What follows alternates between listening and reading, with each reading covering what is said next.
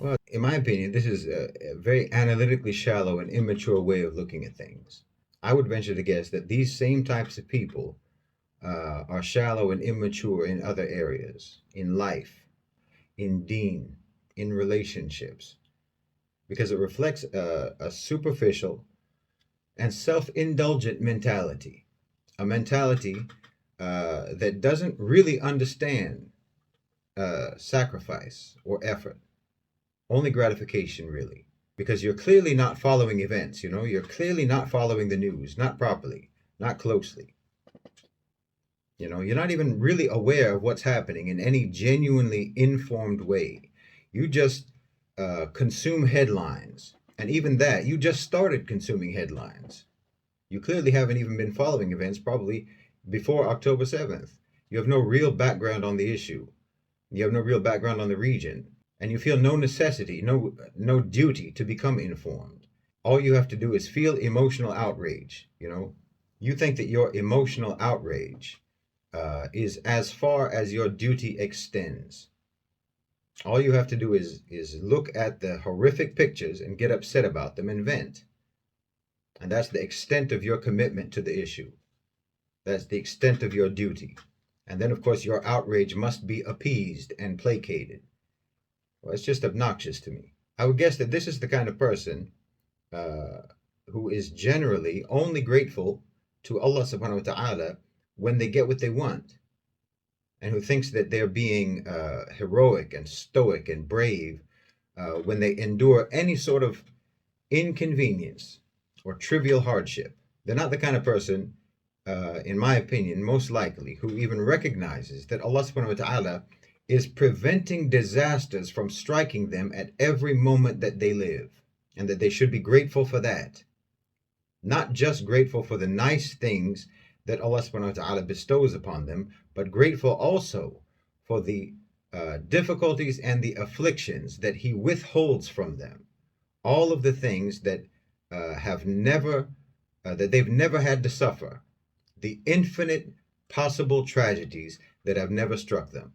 Because look, let me explain to you what we would be looking at right now if things had gone as planned after October 7th. Right after October 7th, the clear and explicit plan was for everyone in northern Gaza to be expelled into the Sinai.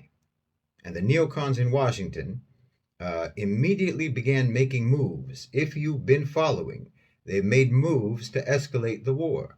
The U.S. deployed battleships into the Mediterranean for the sole purpose of launching an attack against Iran. So the plan was to expel the Palestinians, seize their land, and commence a war against Iran. That was obvious to everyone. That was obvious to at least anyone who was familiar with the region, who's familiar with Washington, who's familiar with the neocons, and who bothered to even notice all of the steps that were being taken and the statements that were being made at that time in early October, even mid-October. So if things had proceeded as planned, we would be looking at even higher casualties in Gaza. We'd be looking at the expulsion of the population into Sinai. We'd be looking at a refugee crisis in Egypt, the annexation of northern Gaza by the Israelis, and a bombardment of Tehran, which would have resulted in at least tens of thousands of civilian deaths. And of course, that would ignite the entire region, as Iran would inevitably retaliate, and they would retaliate against whoever was close enough for them to hit. And that would mean the Khalij, for one. They've done it before. So then everything that has been built and everything that they are building in the Gulf, in the UAE, in Saudi Arabia, in Qatar, all of that would be destroyed. Basically, OPEC would be captured by the United States. And any potential economic sovereignty and political independence that they're trying to build would be in ruins. And in fact, the entire global project of multipolarity would be blown apart. And again, we would be looking at cataclysmic region-wide casualties. Mind you, that was the plan in October. And Egypt would have capitulated to the expulsion of the Palestinians. Refugees would be in camps right now in the desert in Sinai, being fed, if they were fed at all, by Western aid agencies, or else they'd be starving. And whatever economy Egypt has would be hemorrhaging and dying. Lebanon would be ripped to shreds. That was the plan in early October. And it wasn't obscure, it wasn't secret. So that's what you would be looking at right now if it hadn't been for the diplomacy and coordination of the Arab states, the Muslim states, and the BRICS nations. So that's what would have happened. But what actually did happen as a result of the coordinated and unified diplomacy of the Muslim states, particularly the Arab states, Saudi Arabia, Egypt, the UAE, Jordan, and so on, as well as the BRICS nations, like I said. So what happened? The U.S. reversed their position on the expulsion of the Palestinians. Now they've said that the borders of Gaza, they would not accept for the borders of Gaza to be changed. There was a ceasefire, and there will be again. Humanitarian aid entered Gaza. The war has not escalated significantly beyond Palestine. The U.S. is now saying that Hamas just shouldn't be allowed to attack Israel from Gaza, but they're no longer talking about eradicating Hamas completely. Now the ICC is seriously investigating Israel for war crimes. The U.S. Is adopting measures against settlements in the West Bank. Obviously, that's just a gesture, but it's something. Influence politically over the entire Palestinian issue is shifting away from the Americans. Netanyahu's government is on the brink of collapse. Discussion now is turning towards the establishment of a Palestinian state. We haven't talked about that in decades. Egypt is standing up to America. Jordan is standing up to America. Even Abu Mazen of the Palestinian Authority is standing up to America. Every suggestion that the U.S. makes for dealing with the conflict gets shot down. They wanted the Palestinian Authority to take responsibility for security in Gaza. And Mahmoud Abbas, Abu Mazen, remarkably refused. And then they wanted Egypt to take responsibility for security in Gaza, and Sisi refused, remarkably. They wanted the UN to take responsibility for security in Gaza, and that's a dead end in the General Assembly. And now there's talk about a BRICS force moving into Gaza at some point, which would drastically change the ability of Israel to continue its genocidal policies and to continue its blockade of Gaza. And it would substantially change the whole dynamic between Gaza and Israel permanently. None of this would have happened. None of this could have happened without the diplomacy of the Arab world, without the diplomacy of the BRICS nations, the coordination between the Arab world and the BRICS nations and the Muslim states. None of that would have happened. And without that coordination, without that unity, and without that influence, there would have been nothing whatsoever to stop the original plans from early October. After October 7th, there was nothing to stop those plans from being pursued by Israel and by the West. Much worse catastrophes have been prevented, and considerable achievements have actually occurred. For anyone who is actually paying attention, for anyone whose eyes are open, and whose mind is not clouded by bias and propaganda, you'll see that the strategy of the Arab world and the BRICS nations has been masterful. And in fact, actual diplomats and actual seasoned analysts can't help but acknowledge this. The only people who can't seem to see it are Muslims who are ruled by their emotions and who are being subjected to a relentless barrage of propaganda by pseudo-analysts who align themselves with Washington neocons and political opposition groups in the Muslim world.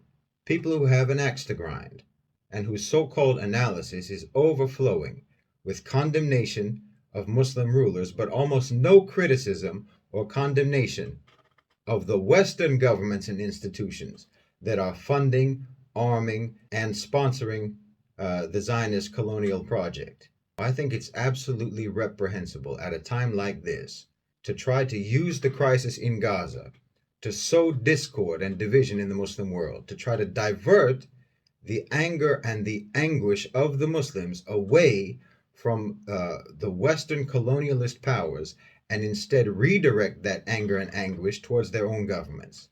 I mean, who are you really trying to protect? It clearly isn't the Palestinians. The only people who benefit from this kind of propaganda are the Western powers, are the Western colonizing powers. The unity that has been demonstrated so far by the Arab and Muslim states, the wielding of unified political influence, has successfully stymied the original plans of Israel and of the West that they had after October 7th.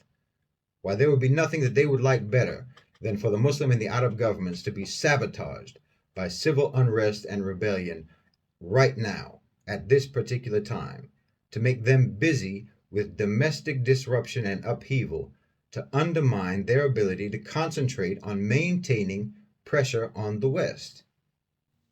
I mean, look, it's fine. It's completely understandable. It's completely right to be morally outraged about what's happening in Gaza.